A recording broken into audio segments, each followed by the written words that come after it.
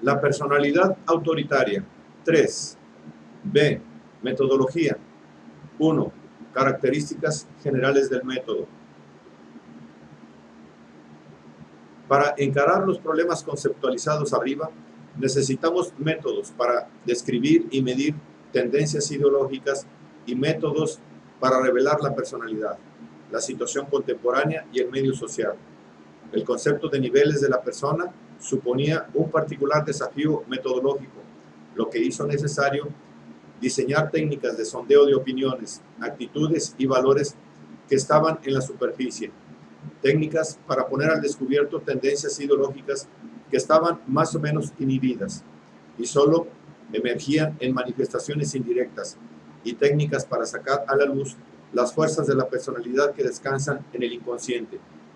Y dado que la mayor preocupación se centraba en los patrones de factores interrelacionados dinámicamente, algo que requiere el estudio global del individuo, nos pareció que el enfoque más apropiado sería realizar estudios clínicos profundos. No obstante, no podía valorarse el significado y el alcance práctico de tales estudios hasta que se supiera su grado de generalización. Así pues, era necesario poner en práctica estudios de grupo, además de los estudios individuales, encontrando los medios y la manera de integrar ambos. Los individuos se estudiaron mediante entrevistas y técnicas clínicas especiales para descubrir deseos, temores y mecanismos de defensa subyacentes. Los grupos se estudiaron mediante cuestionarios.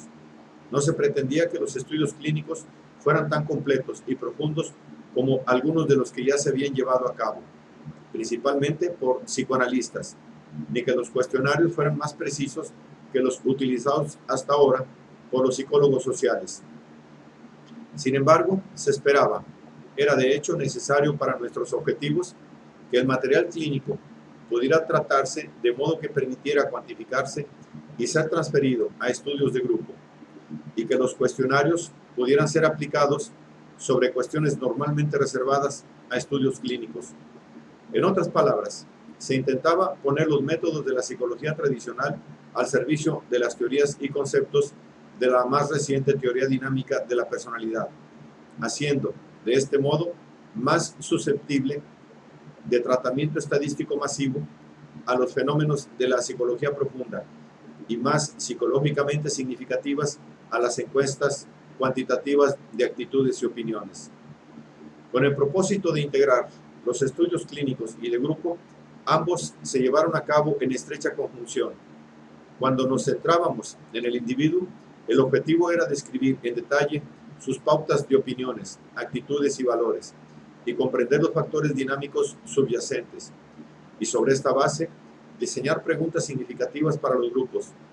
Cuando nos centrábamos en el grupo, el objetivo era descubrir qué opiniones, actitudes y valores iban unidos y qué patrones de factores en las historias de vida y de las situaciones actuales de los sujetos se asociaban comúnmente con cada constelación ideológica.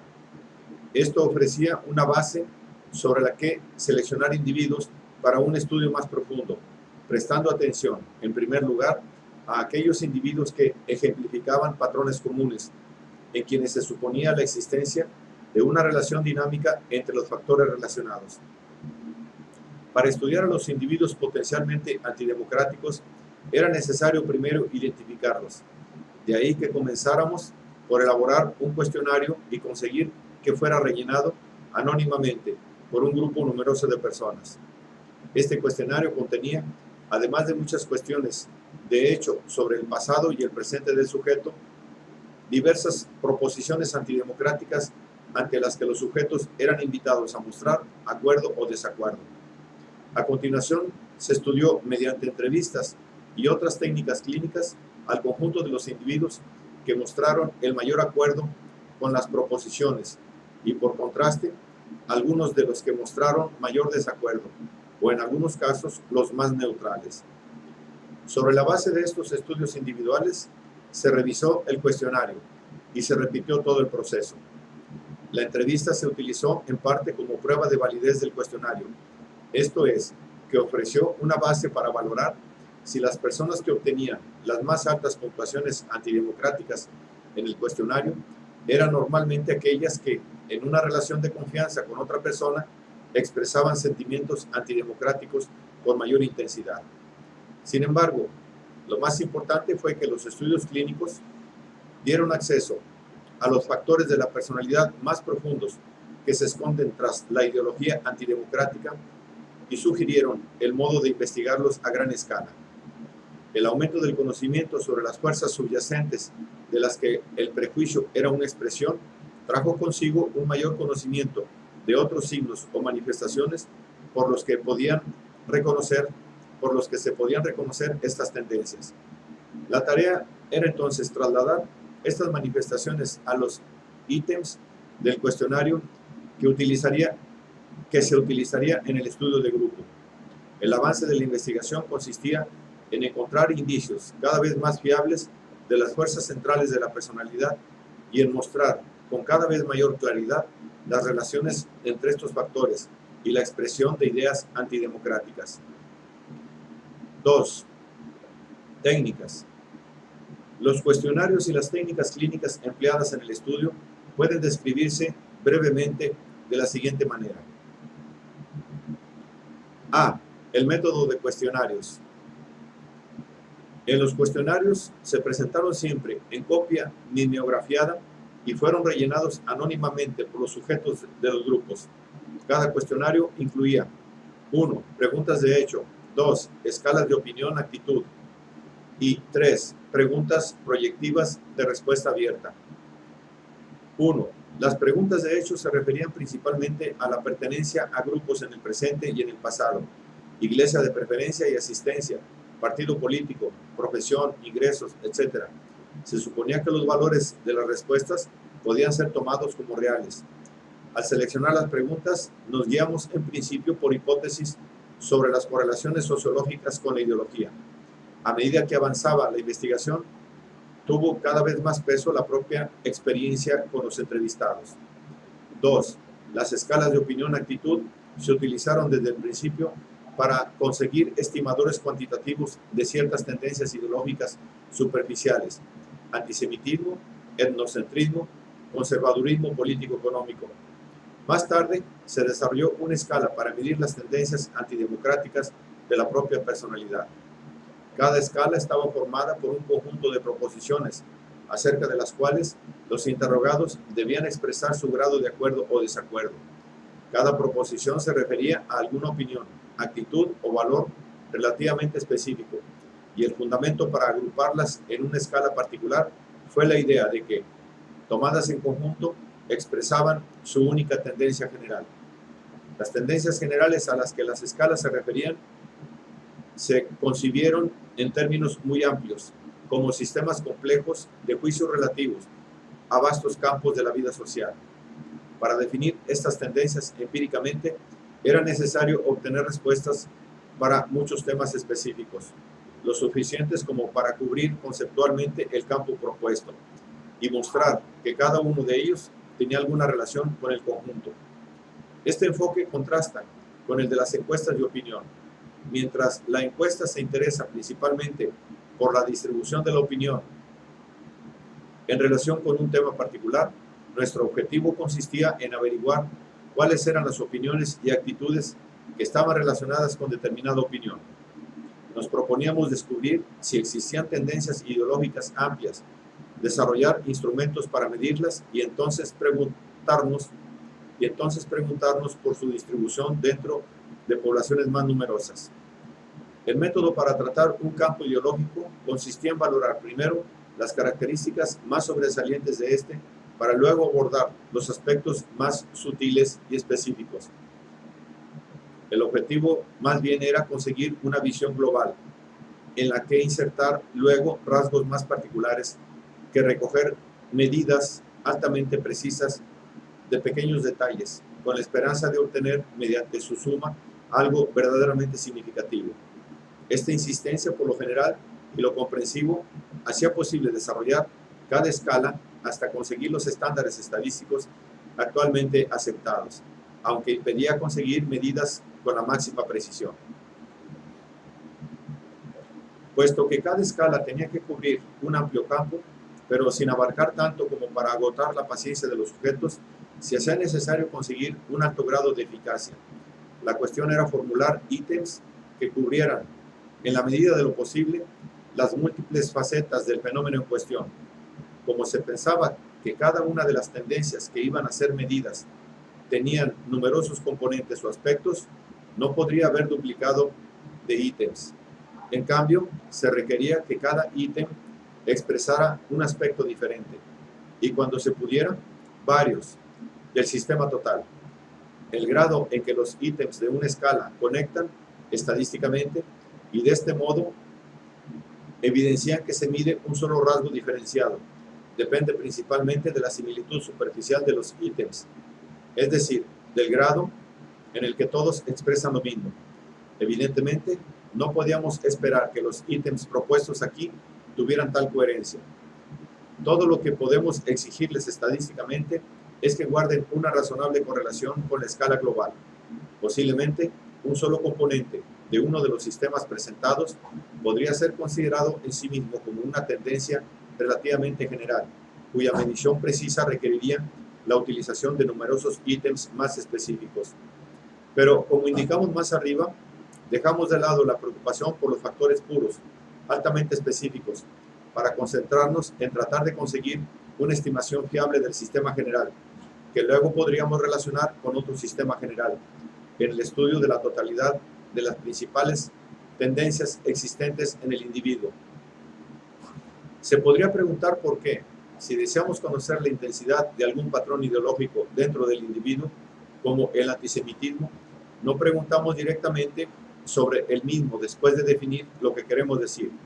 La respuesta, en parte, es que el fenómeno que vamos a medir es tan complejo que una sola respuesta no ayudaría demasiado a desvelar las importantes diferencias entre los individuos. Además, el antisemitismo, el etnocentrismo y el radicalismo o la reacción político-económica son temas sobre los que mucha gente no está preparada para hablar con absoluta franqueza.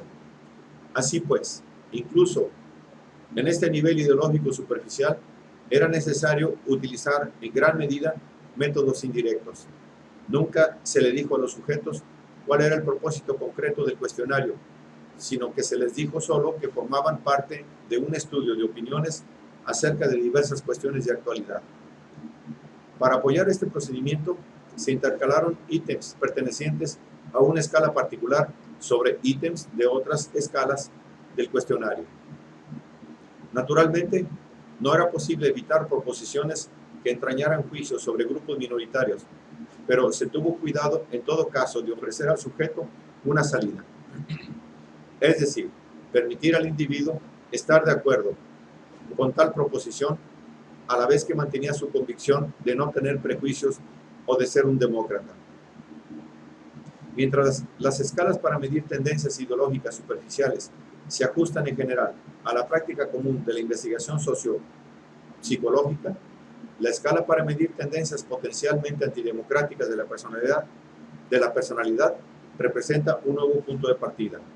El procedimiento era reunir en una escala ítems que, basados en hipótesis o experiencia clínica, podrían considerarse como delatores de tendencias que se encontraban relativamente profundas en la personalidad y que constituían una disposición a expresar ideas fascistas espontáneamente en una ocasión propicia o a sufrir la influencia de las mismas.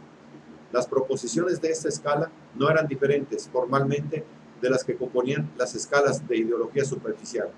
Eran expresiones directas de opiniones, actitudes o valores respecto a diversos campos de la vida social, aunque no fueran los normalmente mencionados en la presentación sistemática de un punto de vista político o económico. Siempre intercaladas con proposiciones de otras escalas, los sujetos entreveían poco o nada sobre la naturaleza de la cuestión de fondo que se trataba. En general, eran proposiciones diseñadas como para servir de racionalización a tendencias irracionales. Dos de las proposiciones contenidas en esta escala eran las siguientes. A. Hoy en día, con tantas clases diferentes de personas por todos lados y mezclándose libremente, uno debe tener especial cuidado de protegerse contra infecciones y enfermedades. Y B, la homosexualidad es una forma de delincuencia especialmente depravada y debería ser severamente castigada.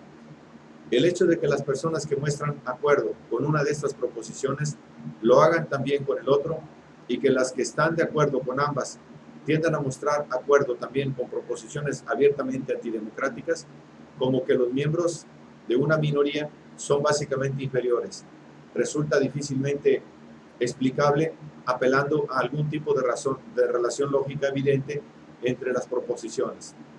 Más bien, parece necesario pensar en alguna tendencia subyacente que se expresa de estas diferentes maneras.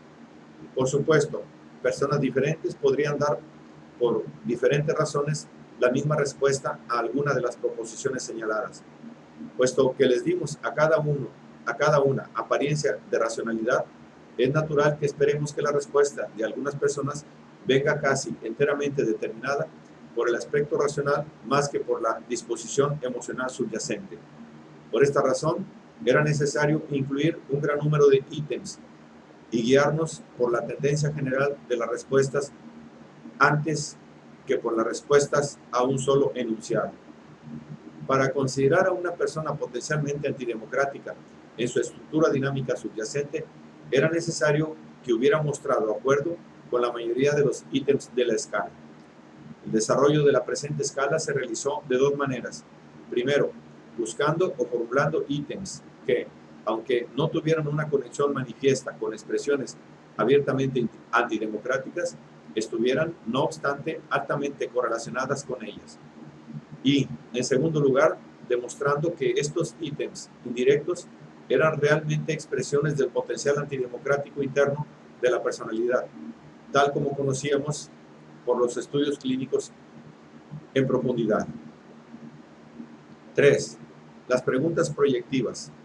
Como la mayor parte de las técnicas proyectivas presentan al sujeto estímulos ambiguos y cargados emocionalmente, este material se diseña para permitir el máximo de variación en las respuestas de un sujeto a otro y para ofrecer vías de expresión a procesos de la personalidad relativamente profundos.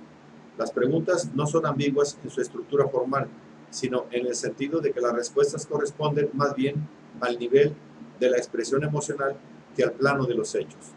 Además de que el sujeto no llega a darse cuenta de las implicaciones de sus respuestas. Estas tienen que ser siempre interpretadas y su significación solo se conoce cuando se han establecido sus relaciones significativas con otros factores psicológicos del sujeto. Una de las preguntas proyectivas era: ¿qué haría si le quedaran solo 6 meses de vida y pudiera hacer lo que quisiera?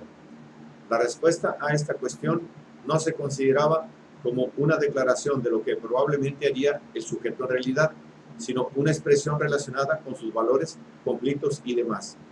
Nos preguntamos si esta expresión no estaría en contradicción con otras obtenidas mediante otras preguntas proyectivas o enunciados de la escala de personalidad.